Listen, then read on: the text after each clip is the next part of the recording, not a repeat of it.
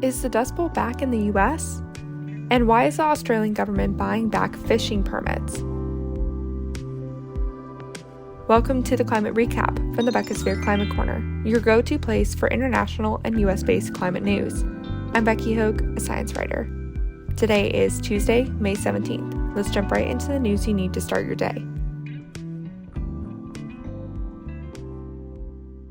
Let's start with some climate events.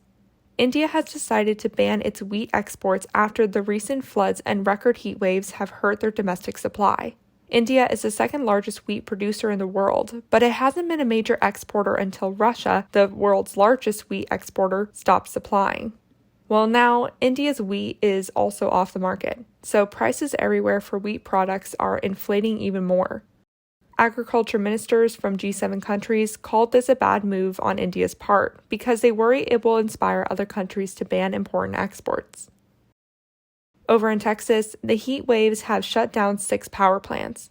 The state is telling its people to conserve energy as much as possible by not putting their thermostats higher than 78 degrees Fahrenheit between 3 and 8 p.m.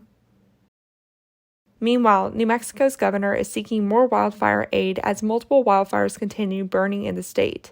One of these wildfires is the second largest in the state's history, which was started by a prescribed burn by the U.S. Forest Service.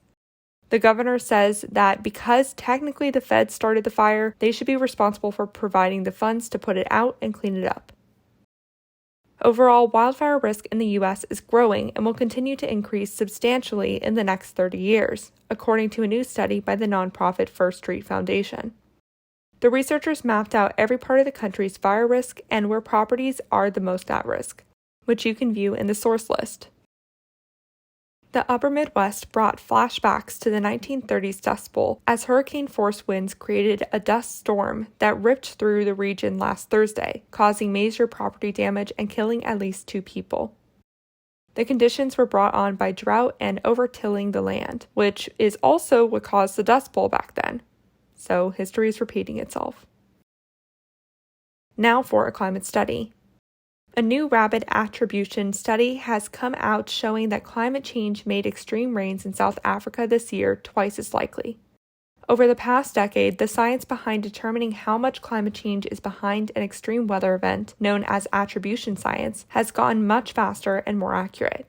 There's even the World Weather Attribution Network dedicated to this exact goal. In this case, the network determined that the recent flooding event in South Africa that killed over 400 people was twice as likely to occur due to climate change, turning it from a once-in-40-year event to a once-in-20-year event. Climate change also made the rainfall more intense by 4 to 8% during the 2-day period. Over to some climate victories. The Australian's Fishery Management Authority announced it would buy back $20 million in trawl fishing permits, citing climate change making fishing in the southeast no longer sustainable.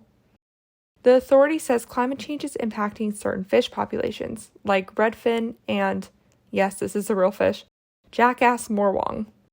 This is the first time Australia has made a move like this for the climate crisis or the environment. This next one is for my Aussie listeners who are about to vote in their general election on May 21st. Carbon Brief has laid out all the pledges and claims each major political party has made pertaining to decreasing emissions and climate change, so you can be better informed on how your decision will impact climate action. The link will be in the source list for you to check out. In the U.S., New York joined New Jersey last week in passing the most strict environmental justice law in the nation. It requires the state's Department of Environmental Conservation to restrict polluting industries from building more plants next to communities who have already had more than their fair share of facilities near them. This is seen as a huge victory for New York's environmental justice. Also last week, the Biden administration announced more than $250 million in grants to 265 communities to help them clean up and redevelop sites with dangerous chemicals like asbestos and lead. These properties, called brownfield sites, can include abandoned industrial mines and factories, landfills, gas stations, and even some residential areas. About $180 billion from this came from the infrastructure bill, while the rest came from an Environmental Protection Agency omnibus appropriation bill. Now for some climate fails. The UK Business Secretary is trying to make gas count as a green investment to boost production in the North Sea. He believes that gas will be needed for a long time to power cars, and said he wouldn't want pushes to create environmental, social, and governance or ESG targets to hinder gas development. Gas is not a green form of energy, as it emits carbon dioxide and can often leak methane in its processes. A recent study that I talked about on Wednesday showed that it would actually be cheaper for countries to move straight from coal to clean energy, rather than using gas as a transition fuel. So let's hope this idea doesn't pan out. Meanwhile, the UK has failed to deliver on £241 million in net zero pledges, giving it back to the Treasury at the end of the fiscal year. The money could have been used to increase housing energy efficiency and had even been linked to the Greenhouses grant scheme. But for some reason, it didn't happen. Now to California.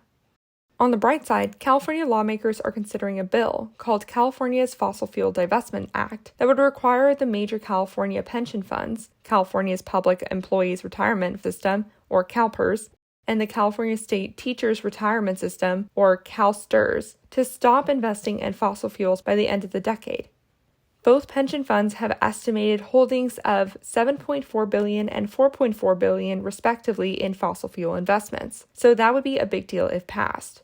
But a report by Fossil Free California accuses CalPERS and CalSTRS of circulating misinformation by exaggerating costs involved in removing their fossil fuel investments in documents they gave to lawmakers. The report claims they're basically doing the same thing they did when they were told to divest from tobacco, firearms, and some forms of coal. CalPERS claimed it would take anywhere from $75 to $100 million to sell fossil fuel shares, while CalSTRS estimated it would take $11.6 million. Fossil Free California challenged these claims, saying the switch should have a minimal cost. I'll keep you posted to see if the bill passes. Another thing to keep an eye on is 17 states currently suing the EPA for letting California set its own vehicle emissions standards. The states argue this gives California a sovereign governance other states don't have. California has been allowed to set its own standards because it was already ahead of the curve when the EPA created the Clean Air Act. Since then, California has maintained a higher standard than the federal requirements, and states are allowed to follow California's lead if they wish. Plaintiff states are Alabama, Arkansas, Georgia, Indiana, Kansas, Kentucky, Louisiana, Mississippi, Missouri, Montana, Nebraska, Ohio, Oklahoma, South Carolina, Texas, Utah, and West Virginia, which leads the charge. West Virginia is also currently in a lawsuit against the EPA, challenging its ability to monitor air quality at all, and that case will soon be determined in the Supreme Court. Let's finish off with one more climate victory.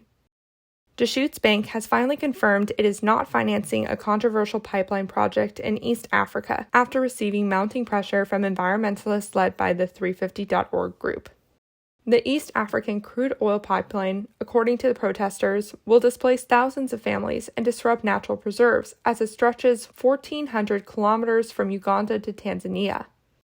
Deschutes was the last major bank still tied to the $3.5 billion project, which is being developed by the French energy company Total and the China National Offshore Oil Corporation. Deschutes claims that it was never involved. And that was your climate news for Tuesday, May 17th. If you like the work I do, please follow this podcast, give it a 5-star rating, leave a review, and consider checking out the Beckisphere Climate Corner YouTube channel. Remember to talk about the climate crisis every single day and to support your local news organizations. Bye for now.